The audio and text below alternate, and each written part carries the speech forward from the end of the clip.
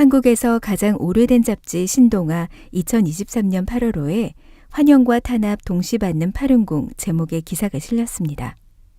환영과 탄압을 동시에 받는다고요?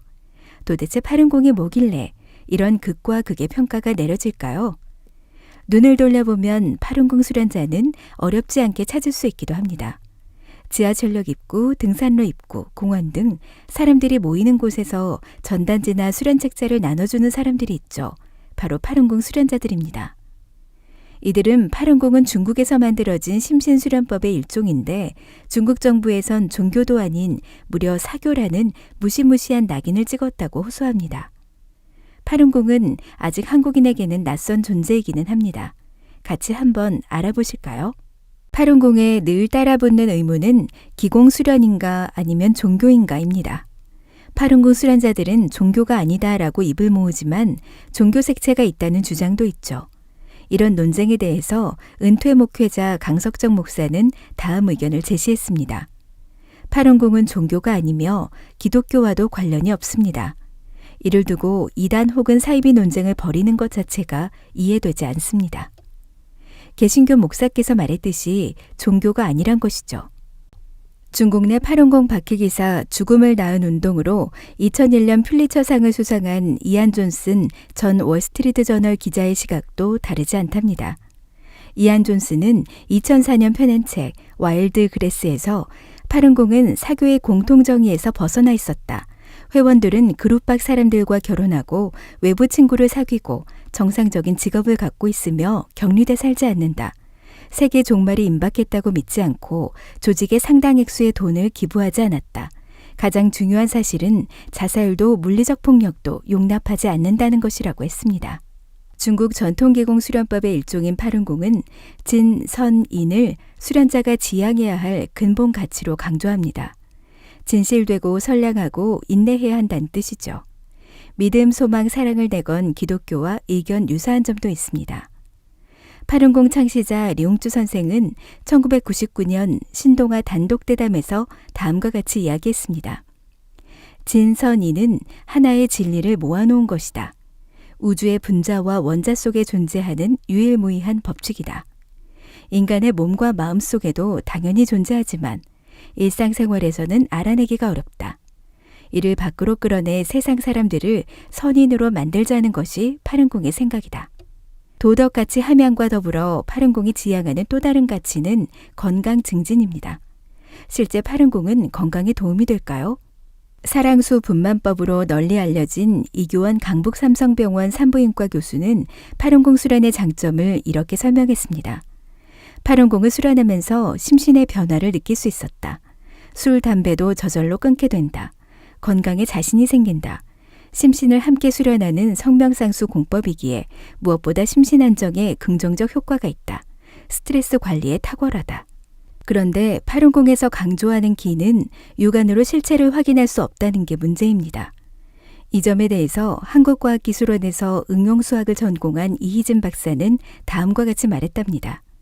세상의 모든 현상은 가시적인 영역의 분자와 비가시적인 원자같이 각자 입자 크기가 달라도 에너지로 해석하면 모델링이 가능하죠. 기가 비가시적인 영역에 속해도 과학적으로 설명이 가능하다는 의미입니다. 파룬궁은 신체의 기 흐름을 촉진해 건강 증진, 도덕 수양을 꾀하는 중국 전통 수련법의 하나입니다. 그런데 파룬궁이 태어나고 성장한 중국에서는 박해받고 있는 것도 현실입니다. 역사를 돌이켜보면 파룬궁과 중국 공산당의 관계는 극적으로 변해왔습니다. 영화 제목에 비유하자면 중국 공산당에 있어 파룬궁은 좋은 놈에서 이상한 놈으로 다시 나쁜 놈으로 바뀌어왔다고 할 수도 있죠. 중국이 싫어하는 말, 저자 정수경 전 디지털조선일보 중국뉴스 에디터는 책에서 다음과 같이 말했습니다. 파룬궁이 세상에 나오기 전인 1980년대부터 이미 여러 기공 수련법이 민간에서 유행하고 있었다. 파룬궁은 그중 하나였다. 공산당은 기공이 1989년天安門 사건으로 정신적인 상처를 받은 대중을 달래는데 도움이 될 수 있다고 판단했다. 게다가 의료보장이 국가에서 개인 부담으로 바뀌면서 사회보장이 부실해졌는데 노년층이 기공수련을 통해 건강해지는 사례가 나오면서 정부는 기공을 건강수련법으로 적극 장려했다. 실제 1990년대 중국 정부는 연간 1조 위안의 의료비 절감 효과가 있다며 파룬궁 등 기공을 반겼습니다. 창시자 리용주 선생에게는 각종 표창, 상장을 수여했고요. 파룬궁은 중국 공산당도 파고들었습니다. 순회라 할 수 있는 정치국 상무위원도 파룬궁을 수련한 것으로 알려졌습니다. 공산당 간부 가족의 수련도 공공연한 비밀이고요. 말 그대로 센세이션이라 할 만한 수련 열풍 속에서 1990년대 중반 중국 내 파룬궁 수련자 수는 비공식 집계로 1억 명 전후로 추산됐습니다. 당시 6천만 명 정도였던 공산당원보다 많은 숫자죠. 그래서 중국 공산당으로서는 경각심을 넘어 공포감을 느낄 수밖에 없다고도 할 수 있습니다. 1999년 4월 25일 수련자 약 1만 명은 국가신방국에 있는 베이징 중난하이로 모여들었습니다. 청원인 대표는 텐진에서 체포된 수련생 석방, 안전한 수련 환경 제공, 파룬궁 서적 출판 허가 등 3가지 요구사항을 전달했습니다. 정말 말 그대로 평화롭게 진행된 청원이었습니다. 청원인 대표를 면담한 주룽지 국무원 총리도 원만한 처리를 약속했고요. 그런데 결과적으로 주룽지의 약속은 지켜지지 않았습니다. 7월 20일 중국 정부는 파룬궁을 사교로 지정해 수련을 공식 금지했습니다. 이후 대대적인 탄압이 이어졌고 현재까지도 진행 중입니다. 중국 정부는 자신들이 초기에 지지하던 파룬궁을 왜 탄압하는 것일까요? 신동아는 전문가의 분석을 인용했습니다. 중국의 인권과 종교 그리고 파룬궁 탄압 논문 저자들의 분석입니다. 중국 정부는 파룬궁 조직을 정치적 목적을 가진 집단으로 간주했기 때문에 이들을 위협 세력으로 느끼고 강도 높은 억압과 처벌을 강행했다. 파룬궁은 종교적 특색이나 내용을 바탕으로 탄압을 자행한 것이 아닌 결속력과 조직력이 지니는 정치적 함의를 두려워했기 때문에 억압한 것이다. 또 다른 이유도 있습니다. 파룬궁은 창조주로서 신의 존재를 인정하는 유신론적 관점을 견지합니다. 반면 공산당은 무신론 유물론의 바탕을 두고 있습니다. 처음부터 병존할 수 없는 관계였던 셈이죠. 1999년 7월 런민일보에 발표된 전 군 무장경찰부대 대상 마르크스 유물론과 무신론 교육 진행에 대하여 라는 논평도 이를 뒷받침합니다. 중국 사회 내부 문제도 간과할 수 없습니다. 1980년대 개혁 개방 물결 속에서 중국인들은 물질적으로 부유해졌지만 정신적 공허는 커졌죠. 이 속에서 도덕가치 회복, 중국 전통문화 부흥을 내세우며 세를 확산하는 파룬궁은 공산당의 불편한 존재일 수밖에 없었습니다. 지난날 중국은 대약진운동 문화대혁명으로 이어지는 재앙적인 공산주의 실험 속에서 전통을 부정하고 파괴했던 역사가 있습니다. 박해의 원인을 통치자를 정통, 나머지를 이단으로 간주해온 중국 역사 전통의 연장선상에서 찾는 시각도 있습니다. 국공내전 시기 중국 공산당은 공비로 불렸습니다. 다만 1949년 신중국, 중화인민공화국 공식 성립 후 역사의 정통성을 확보했다고 자부합니다. 한대 오두미교, 원대 백령교, 청대 태평천국이 왕조 멸망의 결정적 원인으로 작용한 역사적 사실도 무시할 수 없습니다.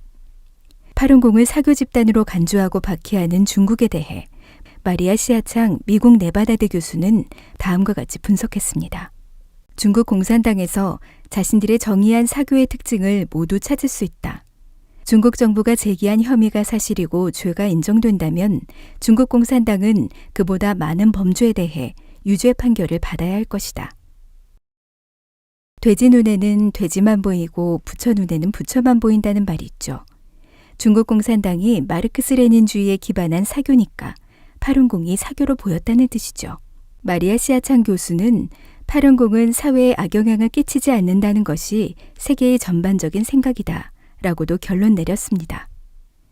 아이러니하게도 또 다른 중화라 불리는 대만에서 파룬궁을 환영받고 있습니다. 전 현직 정치 지도자들도 중국의 파룬궁 박해 중단을 호소했고요. 리덩후이 마잉주 전 총통, 리슈렌 전 부총통, 라이칭더 현 부총통 겸 민진당 주석 등 여야를 망라한답니다.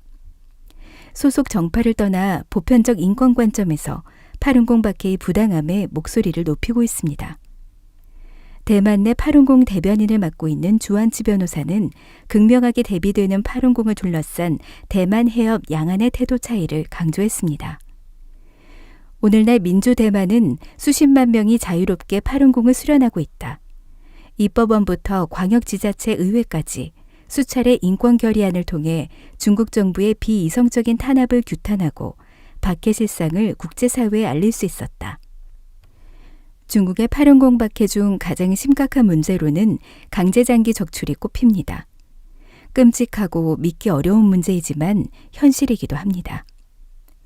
파룬공 수련자를 대상으로 이루어지고 있는 강제장기 적출에 대한 보고서는 많고 많습니다.